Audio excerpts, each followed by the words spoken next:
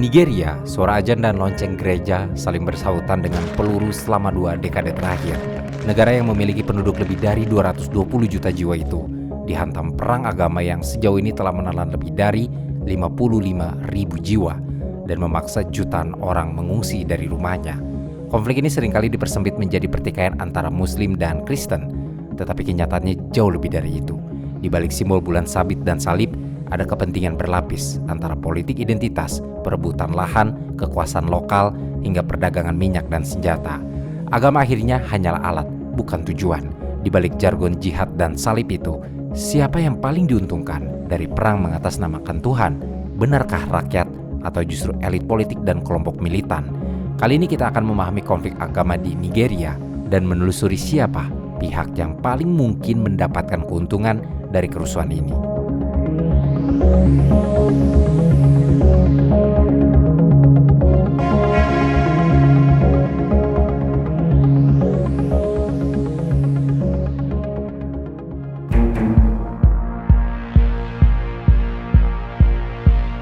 Jika melihat konflik yang terjadi di Nigeria saat ini, jejak-jejak hingga akar masalahnya akan menuntun kembali ke era kolonial. Pada awal abad ke-20, wilayah yang sekarang menjadi Nigeria itu sebenarnya terbagi menjadi 2 bagian wilayah besar yang berada di bawah kendali Inggris. Wilayah selatan atau dikenal juga dengan sebutan Southern Protectorate berada lebih dekat ke laut atau berada di wilayah pesisir. Masyarakat di wilayah selatan ini lebih banyak terkena dampak intens dari misi Kristen dan pendidikan gaya barat sehingga masyarakat selatan pun akhirnya mengadopsi cara hidup dan sistem sosial ala barat. Sementara itu wilayah utara atau Northern Protectorate yang berada di wilayah daratan sudah terorganisir kuat di bawah sistem pemerintahan Islam tradisional atau Emirates. Masyarakatnya pun sangat dominan terpapar pendidikan dan budaya Islam. Pada tahun 1914, Inggris menggabungkan kedua wilayah ini menjadi satu yang diberi nama Koloni dan Protektorat Nigeria. Namun mereka mengaturnya dengan cara yang berbeda di setiap wilayah yang disebut indirect rule dan pemerintahan tidak langsung. Di wilayah Nigeria Utara, pemerintah Inggris mengandalkan dan memperkuat para pemimpin Muslim tradisional untuk menjalankan pemerintahan sehari-hari sehingga menjaga sistem Islam mereka tetap utuh dan kuat. Sementara itu di selatan Nigeria, penetapan itu dibuat lebih longgar oleh pemerintah Inggris dan misionaris serta sekolah barat lebih gencar membawa masuk pengaruh-pengaruh mereka. Pola pemerintahan yang dibentuk Inggris inilah yang akhirnya mempertajam perbedaan antara utara dan selatan. Akhirnya, wilayah utara menjadi lebih homogen Islam dan terstruktur secara tradisional, sementara selatan menjadi lebih terbagi ke dalam kelompok-kelompok kecil dengan sebagian besar orang-orangnya berpendidikan barat dan memegang posisi ekonomi hingga administrasi modern. Perbedaan budaya, pendidikan, dan agama ini menjadi garis pemisah yang jelas untuk politik setelah kemerdekaan. Identitas politik menjadi sangat terikat pada kelompok utara yang Muslim dan tradisional atau selatan yang Kristen dan terdidik ajaran barat, di mana dampaknya pun masih terasa hingga hari ini. Para politisi menggunakan perbedaan kelompok itu sebagai alat untuk memenangkan kekuasaan. Setelah merdeka dari Inggris pada tahun 1960, Nigeria dibentuk sebagai negara federasi, sebuah sistem yang membagi kekuasaan antara pemerintah pusat dan unit-unit regional. Namun, fondasi federalisme ini sangat lemah karena 3 wilayah utama yang mendasarinya terlalu kuat dan dominan. Masing-masing dari 3 wilayah itu didukung oleh kelompok etnis mayoritas yang berbeda. Di wilayah utara, didukung oleh mayoritas kelompok Hausa, Fulani, dan Muslim. Wilayah ini juga memiliki populasi terbesar di Nigeria, yang secara otomatis memberikan keunggulan dalam politik federal. Sedangkan di wilayah barat ada mayoritas Yoruba, yang menjadi masyarakat paling maju, terutama dalam hal pendidikan barat dan sebagian besar masyarakatnya beragama Kristen. Terakhir adalah wilayah timur, yang dihuni oleh mayoritas Igbo dan beragama Kristen. Dari grafik penduduk wilayah ini terlihat jelas kalau keseimbangan negara sebenarnya sangat rapuh. Wilayah-wilayah ini berperilaku lebih seperti negara-negara yang sedang bersaing daripada wilayah-wilayah dalam satu negara yang saling membantu dan menguatkan. Ketiga blok ini kemudian berkompetisi dan mempermasalahkan 3 aspek utama dalam kepemerintahan Nigeria. Pertama adalah mengenai kontrol kekuasaan politik federal. Setiap wilayah berusaha keras untuk mendominasi pemerintahan pusat yang sebelumnya berada di Lagos, tetapi sekarang berpindah ke Abuja. Dominasi ini bertujuan demi melindungi kepentingan regional mereka dan memecah wilayah lain berkuasa. Namun, karena wilayah utara memiliki populasi terbesar, dominasi mereka sering dipandang oleh blok barat dan timur sebagai potensi ancaman hegemonik. Aspek kedua yang menjadi sumber permasalahan adalah akses ke birokrasi dan militer. Sejauh ini, pekerjaan di birokrasi sipil dan posisi di militer federal adalah jalan utama menuju kekuasaan, pengaruh, dan stabilitas ekonomi. Makanya tidak mengherankan jika ada persaingan sengit untuk mengisi posisi-posisi penting ini, yang seringkali menghasilkan klaim favoritisme etnis atau praktik nepotisme yang menghasilkan rasa ketidakadilan di antara kelompok yang merasa kurang terwakili. Dua aspek tadi akhirnya diperparah setelah memasuki tahun 1960-an ketika pendapatan minyak bumi menjadi semakin meningkat pesat dan melampaui pendapatan dari pertanian. Akhirnya tiga wilayah tadi berebut kontrol sumber daya minyak yang disebut-sebut sebagai the black gold. Ironisnya, sebagian besar sumber daya minyak ini berada di wilayah timur dan daerah minoritas di delta Niger. Kontrol atas pendapatan minyak dan bagaimana pendapatan itu akan didistribusikan secara adil ke tiga wilayah akhirnya menjadi isu paling sensitif. Ketiga wilayah pun meyakini bahwa wilayah yang mendominasi kekuasaan di pusat otomatis akan menguasai kas negara yang dipenuhi oleh uang minyak. Maka kemudian ketegangan yang terkumpul pun meledak dalam serangkaian peristiwa sejak tahun 1966 yang memutus semua peluang bagi persatuan wilayah.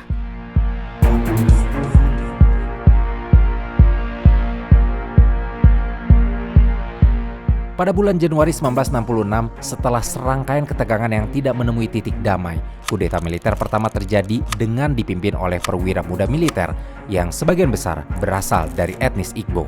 Kudeta ini membunuh beberapa pemimpin utama dalam pemerintahan, terutama mereka yang berasal dari utara dan barat. Sebenarnya, kudeta ini sendiri awalnya bertujuan untuk mengatasi korupsi di pemerintahan pusat, tetapi upaya kudeta justru dilihat oleh penduduk utara sebagai upaya Igbo yang berasal dari timur untuk mendominasi federasi secara militer. Makanya kemudian para perwira dari utara membuat kudeta balasan yang brutal pada bulan Juli di tahun 1966 dan berhasil membawa Jenderal Yakubu Gowon naik ke tampuk kekuasaan. Kudeta balasan ini dirancang untuk menargetkan dan menyingkirkan banyak perwira militer Igbo. Makanya menguatkan narasi bahwa pertarungan identitas telah mencapai militer. Setelah kudeta balasan ini terjadi, gelombang kekerasan yang disebut pogrom atau pembantaian terorganisir meletus di wilayah utara, yang sebagian besar menargetkan warga sipil dari suku Igbo yang memang tinggal dan bekerja di sana. Akibatnya ratusan hingga ribuan orang Igbo pun dibunuh. Pembantaian ini menghancurkan rasa percaya dan rasa aman orang-orang Igbo di Nigeria. Makanya karena mereka merasa gagal dilindungi oleh pemerintah federal dan yakin bahwa mereka tidak dapat lagi hidup aman di Nigeria, para pemimpin di wilayah timur di bawah kendali Kolonel Ojukwu memilih untuk mendeklarasikan kemerdekaan mereka sebagai Republik Biafra pada tanggal 30 Mei 1967. Deklarasi ini ternyata bukan jalan keluar bagi mereka, tapi bencana baru. Karena akhirnya memicu perang saudara Nigeria yang dimulai selama hampir lebih dari 3 tahun dan menimbulkan korban jiwa yang tidak bisa dihindari lagi. Perang saudara awalnya karena pemerintah federal Nigeria yang sedang dipimpin Jenderal Yakubu Gowon itu tidak mau menerima pemisahan diri tersebut. Pemerintah federal akhirnya menerapkan pemblokadean total terhadap wilayah Biafra, baik melalui darat, laut maupun udara. Strategi ini bertujuan untuk melumpuhkan perlawanan Biafra dengan memotong pasokan militer, dan yang paling mematikan adalah terhentinya pasokan makanan dan obat-obatan ke wilayah tersebut. Pemblokadan ini secara langsung menyebabkan bencana kelaparan. Akibat pasokan terhenti dan lahan pertanian mereka menjadi medan perang, jutaan warga sipil Biafra, khususnya anak-anak, menderita malnutrisi parah dan penyakit.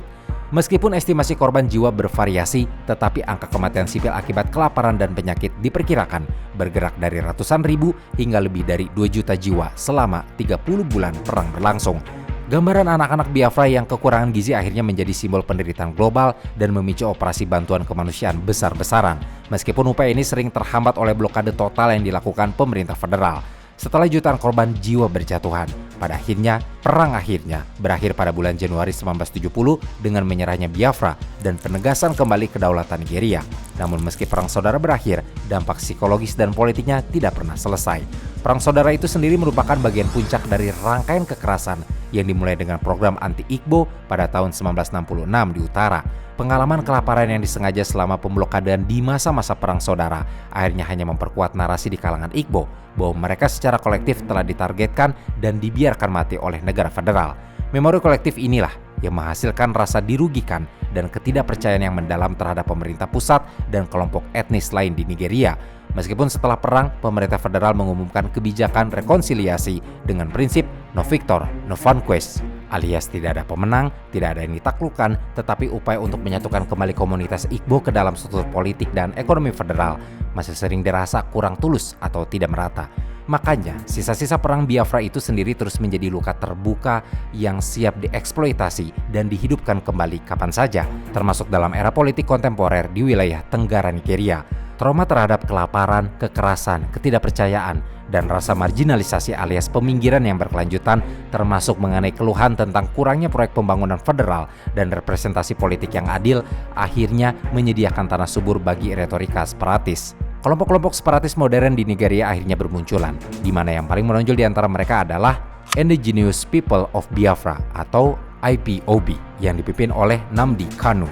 IPOB sendiri secara terang-terangan mengedepankan narasi penindasan etnis dan pengorbanan masa lalu sebagai dasar tuntutan mereka untuk meraih kemerdekaan. Kelompok-kelompok seperti IPOB ini menggunakan gambaran kelaparan dan kekerasan dari perang Biafra untuk memobilisasi generasi muda Igbo dan mengklaim bahwa tujuan Biafra asli belum tercapai, serta keyakinan bahwa etnis Igbo masih menghadapi existential threat atau ancaman eksistensial di Nigeria. Gerakan separatis baru ini jadi sering terlibat dalam konfrontasi dengan militer Nigeria yang mengarah pada siklus kekerasan baru yang semakin memperdalam keretakan identitas dan menghidupkan kembali ketakutan masa lalu. Situasi itu bahkan tidak banyak berubah setelah berakhirnya era pemerintahan militer dan kembalinya demokrasi pada tahun 1999. Nigeria justru memasuki fase baru di mana identitas agama dan persaingan sumber daya semakin memisahkan komunitas wilayah. Kembalinya kekuasaan sipil pada tahun 1999 sesungguhnya membuka peluang bagi wilayah utara untuk menerapkan lagi kebijakan yang memperkuat identitas agama mereka. Sebuah langkah yang jelas secara langsung memperumit federalisme Nigeria. Hal ini bisa dilihat dari penerapan syariah yang dilakukan pemerintahan. Sejak tahun 1999 hingga 2000, beberapa negara bagian di wilayah utara yang mayoritas masyarakatnya adalah Muslim mulai mengadopsi atau memperluas penerapan hukum syariah Islam ke ranah pidana, bukan lagi hanya perdata. Tindakan ini memberi dampak yang cukup besar karena memperkuat identitas Islam negara bagian tersebut, bahkan menjadikannya penanda atau pembeda yang jelas dari negara-negara bagian di selatan. Sementara dari segi hukum, tindakan tersebut menciptakan dua sistem hukum yang berbeda secara fundamental dalam satu negara federal, terutama terkait hak asasi manusia dan kebebasan beragama bagi minoritas Kristen yang tinggal di negara bagian syariah tersebut. Adopsi syariah ini meningkatkan ketegangan dan celah kepercayaan antara masyarakat utara yang mayoritasnya Muslim dan selatan yang mayoritasnya Kristen. Karena kelompok minoritas yang berada di utara merasa terancam dan kebijakan ini juga dipandang oleh selatan sebagai pelanggaran terhadap prinsip sekuler konstitusi federal. Masalahnya tidak sampai di situ saja. Transisi menuju demokrasi juga ternyata membawa serta praktik politik yang menguatkan pemecahan identitas melalui mekanisme desentralisasi atau pemusatan dan pendanaan.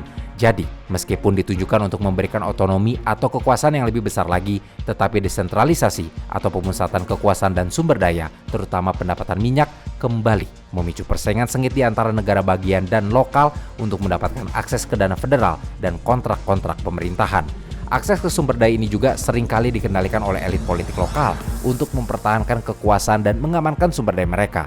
Para politisi yang berada di kursi kekuasaan menguatkan sistem patrones atau hubungan timbal balik antara patron yang kuat dan klien yang loyal. Mereka menerapkan sistem ini dengan mengalokasikan pekerjaan, kontrak, dan layanan publik sebagian besar kepada anggota kelompok etnis atau agama mereka sendiri untuk memastikan loyalitas elektoral. Hal ini membuat identitas etnis dan agama menjadi faktor yang sangat penting dalam politik dan kehidupan sehari-hari karena menjadi kunci untuk mendapatkan keuntungan ekonomi. Kombinasi antara kebijakan tadi dengan kelemahan struktural negara semakin memperburuk situasi. Masyarakat menjadi yang paling dirugikan dalam hal ini karena mereka yang terdampak dari kegagalan negara federal maupun negara bagian yang karena konflik kepentingan politiknya tidak mampu menyediakan layanan publik dasar yang efektif seperti pendidikan, kesehatan, dan infrastruktur secara merata di seluruh komunitas. Masyarakat pun akhirnya mulai melihat layanan publik yang buruk dan ketidakamanan ekonomi sebagai kegagalan yang disengaja oleh elit yang didominasi oleh kelompok etnis atau agama lain. Di utara, kegagalan layanan publik dapat memicu radikalisasi agama, seperti misalnya gerakan ekstremis yang menjadikan sistem sosial yang lebih adil. Sementara di selatan, kegagalan itu bisa memicu sentimen marginalisasi dan tuntutan untuk mengendalikan sumber daya lokalnya sendiri, termasuk mengenai pengelolaan minyak.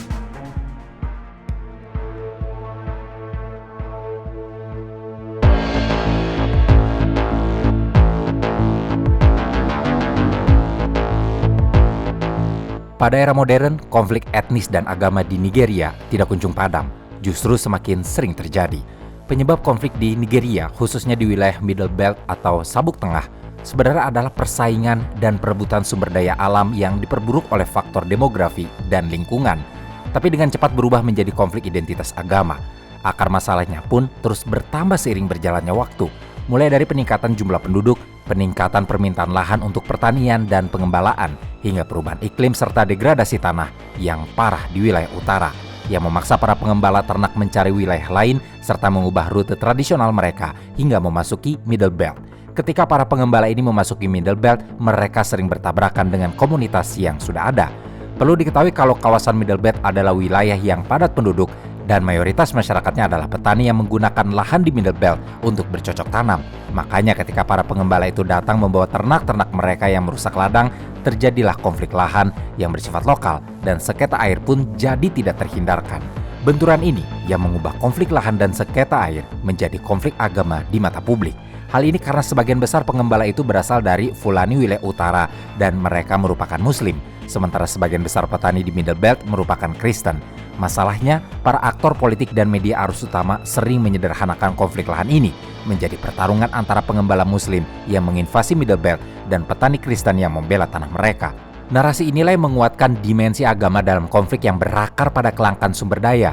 Konflik ini mencerminkan kembali perpecahan utara-selatan dan kekhawatiran tentang dominasi etnis dan agama yang membuat mobilisasi massa menjadi lebih mudah. Di saat yang sama muncul ancaman di timur laut Nigeria yang datang dari Boko Haram, sebuah kelompok jihadis modern yang berevolusi dari gerakan sosial agama menjadi organisasi teroris bersenjata. Mereka menggabungkan ideologi radikal dengan frustasi sosial ekonomi di wilayah yang lemah. Boko Haram ini didirikan oleh Muhammad Yusuf sekitar tahun 2002 di Maiduguri. Awalnya, Boko Haram hanya gerakan sosial agama biasa dan punya nama resmi Jama'atu Ahli Sunnah Lida Awati Wal Jihad, yang diartikan menjadi masyarakat umat sunnah untuk dakwah dan jihad. Namun, nama populer yang dikenal Boko Haram itu secara harfiah berarti pendidikan barat adalah haram. Kelompok ini menolak pendidikan barat dan sistem politik birokrasi sekuler Nigeria yang mereka pandang sebagai sumber korupsi dan kegagalan dalam memberikan keadilan dan kesejahteraan. Atas dasar keyakinan kelompok ini, mereka awalnya lebih fokus terhadap dakwah dan kritik terhadap institusi pemerintah dan pendidikan. Namun di tahun 2009 terjadi konflik antara pemerintah dan kelompok Boko Haram. Militer Nigeria atas perintah pusat melakukan penumpasan brutal terhadap para pengikut Boko Haram, yang berpuncak pada penangkapan dan kematian pemimpin mereka, Muhammad Yusuf, di tahanan polisi. Semenjak inilah, kelompok yang awalnya hanya berdakwah itu bertransformasi menjadi organisasi teroris di bawah kepemimpinan baru yang disebut-sebut diketuai oleh Abu Bakar Shekau. Kelompok ini pun bersumpah akan membalas dendam terhadap pemerintah dan sepenuhnya berubah secara radikal menjadi organisasi bersenjata yang menggunakan taktik teror ekstrim, termasuk melakukan pengeboman, pembantaian massal terhadap desa dan pangkalan militer, serta penculikan massal di desa-desa lain. Ancaman keamanan nasional yang serius dari Boko Haram ini juga sebenarnya bukan masalah balas dendam saja, tetapi karena ada faktor-faktor lain seperti kemiskinan dan keputusasaan. Wilayah di Nigeria Timur Laut di mana Boko Haram bermukim itu adalah salah satu wilayah termiskin dan paling terpinggirkan dengan tingkat pengangguran tinggi dan layanan publik yang buruk. Di tengah kondisi ini, agenda radikal Boko Haram berhasil menarik pemuda-pemuda putus asa yang merasa diabaikan oleh negara untuk bergabung ke dalam kelompok. Sejalan dengan pengabaian negara, terlebih di daerah-daerah perbatasan, memungkinkan kelompok-kelompok radikal seperti Boko Haram ini untuk membangun basis operasi, merekrut, dan mencari dana tanpa hambatan. Dengan gerakan Boko Haram ini jugalah akhirnya isu keamanan dari yang awalnya konflik antar komunitas dan politik yang disebabkan perebutan sumber daya dan kekuasaan berubah menjadi ancaman ideologis dan asimetris yang membawa narasi kekerasan berbasis agama dengan tujuan penghancuran total sistem negara yang ada atas nama ideologi jihad.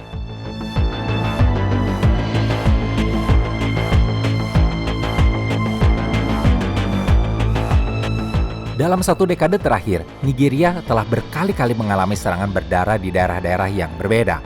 Namun dari banyak kasus itu, terdapat pola tetap yang menunjukkan bagaimana kekerasan agama melebur dengan konflik sumber daya, identitas etnis, serta kegagalan keamanan. Salah satunya yang juga belum lama terjadi adalah kasus di Yelwata Benue State pada tanggal 14 Juni 2025. Menurut laporan Amnesty International dan saksi di lapangan, tewas dalam serangan malam hari di desa Yelwata, Guma Elgaa, Benue State. Rumah-rumah di desa itu dibakar, dan karena saat itu masyarakat setempat sedang tertidur, maka akhirnya banyak korban yang terpanggang hidup-hidup di dalam kamar tidur mereka. Sebagian besar korban adalah pengungsi internal, masyarakat yang sudah mengungsi dari daerah asal mereka sebelumnya karena menghindari serangan lain dan mencari perlindungan di kamp-kamp lokal atau gereja serta komunitas setempat. Dalam kasus ini, terungkap bahwa ada kolaborasi antara masyarakat lokal dalam berbagai bentuk kepada para pelaku pembakaran, mulai dari memberi makan, tempat tinggal, wanita penghibur, dan kemudian petunjuk tentang letak kamp pengungsi kepada mereka. Atas kejadian ini, pemerintah Nigeria merespon dengan mengarahkan Angkatan Udara atau Nigerian Air Force dalam operasi keamanan di wilayah Benue selepas serangan ini sebagai bagian dari Operation Watchdog, sebuah operasi untuk menargetkan basis pelaku dan memulihkan ketertiban.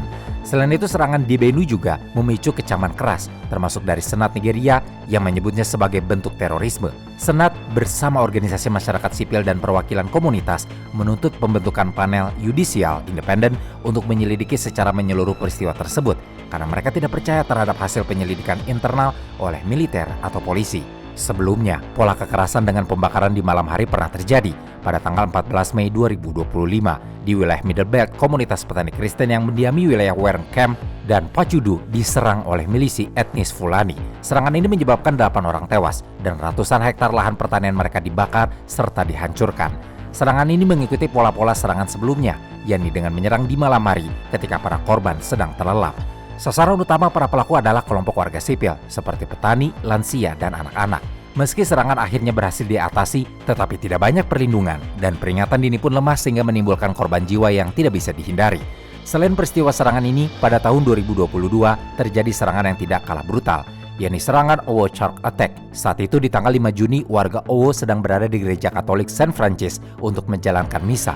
Namun tiba-tiba terjadi serangan bom dan penembakan yang menewaskan sedikitnya 50 jiwa. Setelah wilayah ini diamankan dan dilakukan penyelidikan, 5 orang ditangkap dan didakwa di Pengadilan Federal Abuja dengan tuduhan terorisme. Mereka dipersalahkan sebagai bagian sel jaringan kelompok yang disebut Al-Shabaab, yang diklaim sebagai aktor dalam beberapa dokumen dakwaan pemerintah. Namun, klaim operasional Al-Shabaab di Nigeria hingga hari ini masih diperdebatkan. Peristiwa serangan dengan pola terorisme ini tidak hanya berhenti sampai di situ. Pada tanggal 3 September 2024 di wilayah Tarmuwa, Yobe State, kelompok ISWAP yang menjadi bagian dari kelompok ekstremisme Islam di Nigeria, menyerang desa-desa wilayah Tarmuwa hingga menewaskan sedikitnya 130 orang, meliputi petani dan warga sipil, sekaligus melakukan pembakaran dan perampasan. ISWAP menuduh bahwa desa-desa tersebut telah membantu tentara Nigeria atau membocorkan informasi keamanan. Tuduhan pemihakan terhadap militer menjadi pro-kondisi untuk dianggap sebagai pengkhianatan menurut kelompok ekstremis. Di tengah banyaknya kasus-kasus tadi, warga sipil juga masih harus menghadapi serangan bandit atau perampok karena rendahnya tingkat keamanan. Salah satu kasus yang belum lama terjadi yakni serangan di Masjid Katsina pada tanggal 19 Agustus 2025 yang terjadi saat warga Unguan Mantau sedang melaksanakan sholat subuh berjamaah di masjid dan ditembaki oleh para bandit dan ada sekitar 17 orang yang tewas menurut pernyataan pemerintah negara bagian. Tetapi beberapa laporan lainnya termasuk laporan dari Al Jazeera menyebutkan angka yang lebih tinggi hingga mencapai 27 jiwa. Pola kekerasan yang berulang di Nigeria seperti yang terlihat di Yelweta dan Katsina dipicu oleh berbagai faktor, kombinasi dari geografis, kegagalan tata kelola, dan instrumentalisasi identitas. Contohnya saja kondisi geografi Middle Belt yang menjadi titik temu antara komunitas pengembala muslim dan komunitas petani Kristen yang secara tidak langsung memperkeruh ketegangan yang sudah ada karena perebutan lahan subur, air, dan rute migrasi sehingga akhirnya menjadi sumber konflik berkepanjangan. We don't want them.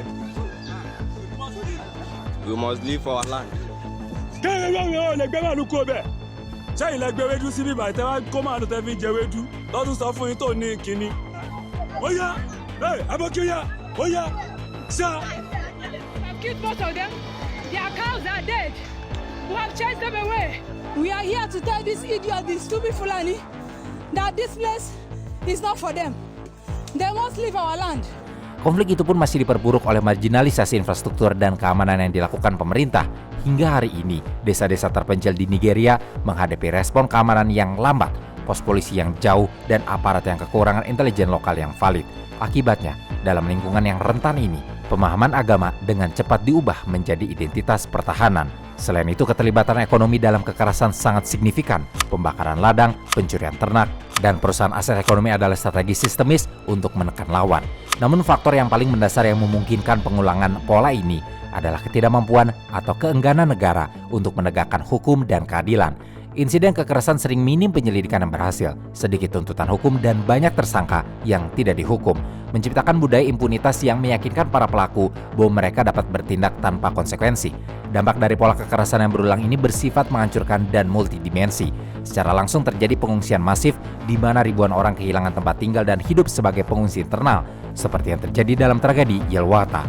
Di bidang ekonomi, dampak yang paling parah adalah ketidakamanan pangan dan ekonomi. Negara-negara bagian di Middle Belt yang merupakan lumbung pertanian Nigeria mengalami penurunan produktivitas tanaman dan ternak yang signifikan karena petani kehilangan ladang, aset terbakar, dan aktivitas pertanian terhambat oleh rasa takut. Hal ini tidak hanya memiskinkan komunitas lokal, tetapi juga mengancam ketahanan pangan nasional. Secara sosial terjadi trauma sosial dan psikologis yang mendalam, terutama pada perempuan dan anak-anak yang harus hidup dalam ketakutan terus-menerus. Akhirnya kekerasan ini menyebabkan polarisasi sosial dan retorika agama yang ekstrim.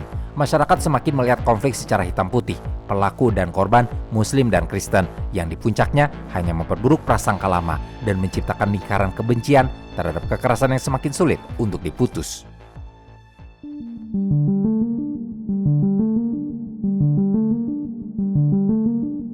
Di setiap konflik berdarah, selalu ada pihak yang berduka, dan sudah pasti selalu ada pula pihak yang diuntungkan. Kekerasan agama di Nigeria bukan pengecualian. Di balik perang antara salib dan bulan sabit, terdapat jejaring kepentingan yang menyusup pada retaknya kepercayaan rakyat, mulai dari elit politik, korporasi minyak, hingga jaringan militer dan kelompok bersenjata. Nigeria adalah negara dengan demokrasi rapuh yang didiami lebih dari 250 kelompok etnis dan agama yang saling berperang hingga nyaris membelah negara menjadi dua bagian, yakni Muslim Utara dan Kristen Selatan. Dalam situasi seperti itu, politisi sering memainkan identitas sebagai senjata paling efektif. Setiap kali pemicu mendekat, isu agama dan etnis digunakan untuk menguatkan dan mengumpulkan basis pemilih. Banyak politisi lokal yang menyalakan kembali konflik komunitas agar mendapat dukungan milisi bersenjata atau simpati dari kelompok agama tertentu. Strategi ini memang berhasil karena ketakutan telah menjadi mata uang politik di Nigeria. Ketika masyarakat sibuk bertengkar soal Tuhan, maka korupsi, penyalahgunaan wewenang, penggunaan kekerasan yang melanggar, eksploitasi minyak, dan penjarahan anggaran yang para politikus itu lakukan akan berjalan tanpa sorotan. In terms of corruption, Nigeria has a reputation, as you understand very well, for very massive corruption. I also know that the president has been able... Dalam agenda yang dirilis Amnesty International pada tahun 2023, mereka menyoroti dan menyebut secara tidak langsung bahwa sebagian besar dana keamanan yang digelontorkan pemerintah untuk menangani konflik malah menghilang di tangan pejabat lokal dan perantara militer. Hal ini memang terbilang masuk akal jika melihat kondisi perang yang tidak pernah usai di Nigeria. Perang yang tidak berhenti sama artinya dengan anggaran pertahanan yang tidak pernah berhenti mengalir. Analisis dari Transparansi Internasional dalam artikelnya pun menyebutkan kalau peningkatan pengeluaran militer di banyak negara itu beriringan dengan meningkatnya resiko korupsi yang mengarah pada penyalahgunaan dana dan melemahnya pertahanan. Transparansi Internasional bahkan sudah secara spesifik mencatat bahwa korupsi di sektor pertahanan termasuk penyuapan, konflik kepentingan, dan penggelapan dapat terjadi di berbagai tingkatan. Nigeria sendiri sudah termasuk dalam zona merah untuk korupsi militer, mulai dari masalah pembelian senjata yang tidak terpakai hingga laporan operasi fiktif di wilayah konflik.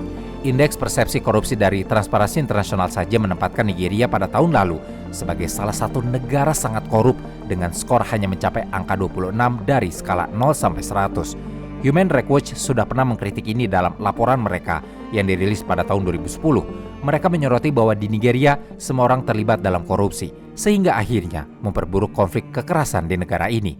Selain militer resmi, ada pula milisi pro pemerintah dan perusahaan keamanan swasta yang mendapat kontrak bernilai jutaan dolar untuk menjaga stabilitas. Padahal sebagian dari mereka justru diduga ikut melakukan kekerasan terhadap warga sipil. Semakin lama konflik berlangsung, maka semakin besar keuntungan yang diperoleh. Senjata terjual, kontrak keamanan diperpanjang, dan militer semakin mendapat kekuasaan dan kekuatan politik di mata publik. Di saat yang sama masalah lain pun berkembang. Dunia seharusnya tidak lupa bahwa Nigeria adalah penghasil minyak terbesar di Afrika. Ironisnya, negara yang seharusnya kaya ini justru lebih dari 40% penduduknya hidup di bawah garis kemiskinan.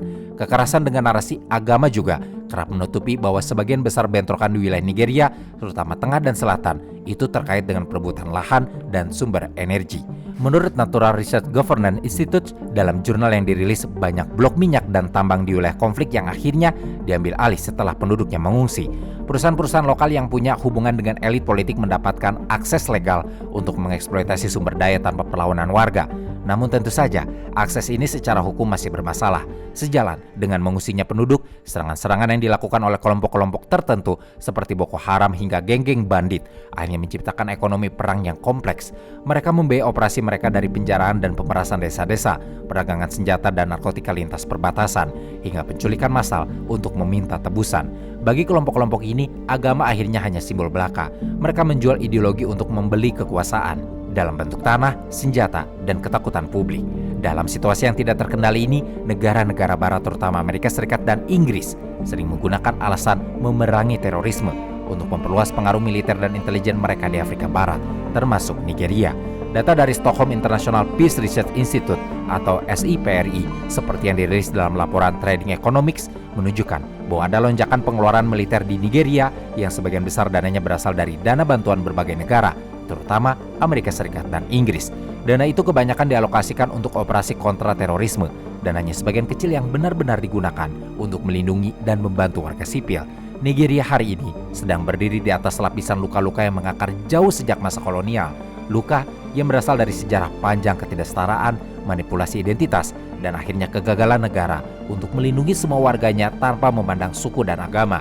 Dari perang saudara Biafra hingga kekerasan etnoreligius di Middle Belt, serta kebangkitan kelompok-kelompok ekstremisme seperti Boko Haram, terlihat bagaimana pola kekerasan itu terus berulang dan melanggengkan kekuasaan yang dijaga melalui perpecahan dan ketakutan. Dalam situasi ini, kemiskinan dan keputusasaan dijadikan alat yang ampuh bagi ideologi radikal untuk menggantikan kepercayaan terhadap negara. Maka konflik bukan lagi sekadar masalah politik atau ekonomi, melainkan refleksi dari jiwa bangsa yang tercerai-berai dan pengabaian negara terhadap nasib rakyatnya.